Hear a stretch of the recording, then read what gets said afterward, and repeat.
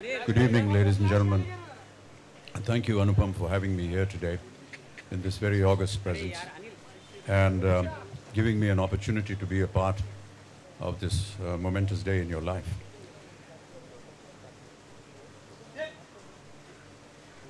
I find that talking about you publicly here would be incomplete and incorrect. I would require many, many more hours of time to be able to express myself as well as I would have wanted to. But may I just say this, that today on this platform we have amongst us some of the finest brains and the top opinion makers of the country in the shape of Ashutosh, Pritish, Nidhi and Arnab. And there can be no bigger endorsement of your importance, your presence and your value than to have them on the other side of the fence.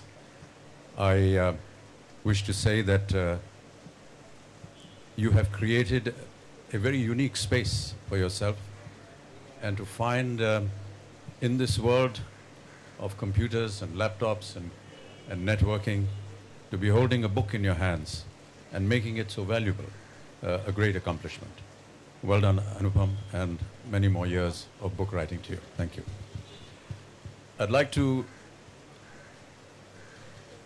read chapter 36, which says, "Discover your true strength." 7 days in April 2011 were remarkable, with me being on a swing between one end of the spectrum and the other in terms of activism. What started as my participation in a non-violent crusade ended up with me being the target of violence.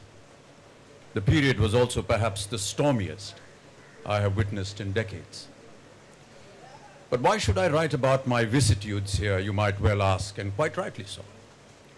I am referring to them here as it was an acid test for me whether I could remain committed to the principles that I write about.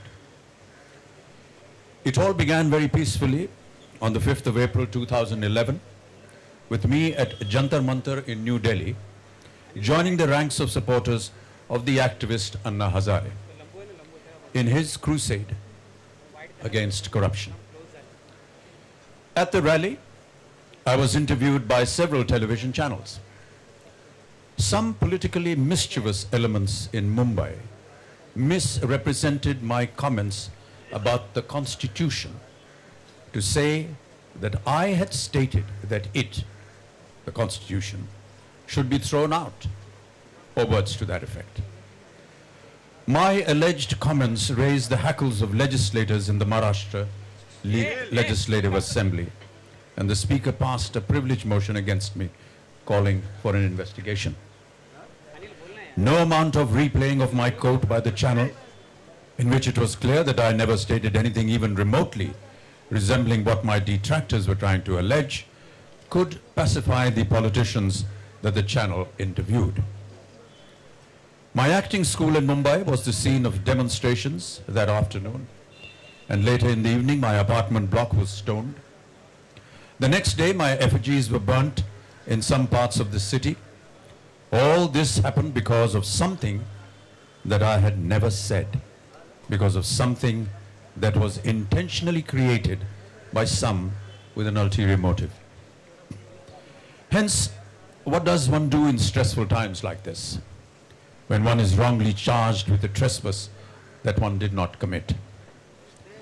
I resolved to react as it would make matters spiral out of... I resolved not to react as it would make matters spiral out of control. But more importantly, I did not react as I did not feel compelled to react. I did not lose my sense of calm, even though I was incessantly badgered by the media for comments and bites for several hours. In retrospect, I was happy with the way I reacted to the tumultuous events. It is very easy to be on the sidelines and give expert advice, but the true test comes when one is facing the heat. The next morning I went to see the gentle nun who initiated me into the world of differently abled children a decade ago, Sister Maria Dolores. To me, she has always embodied spiritualism.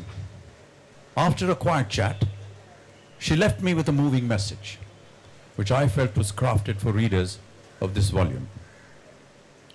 Remember, Anupam, your fight is against corruption and not against the corrupt. Do not confuse one for the other. Forgive those who threw stones at your house. They do not understand what they have done. In your peace will lie your strength. I said amen to that. Thank you. May I just end by saying that, with all due respect to Anupam, some of the most important words that I found in this book were the ones that he started his book with by quoting his grandfather. भीगा हुआ इंसान बारिश से नहीं डरता.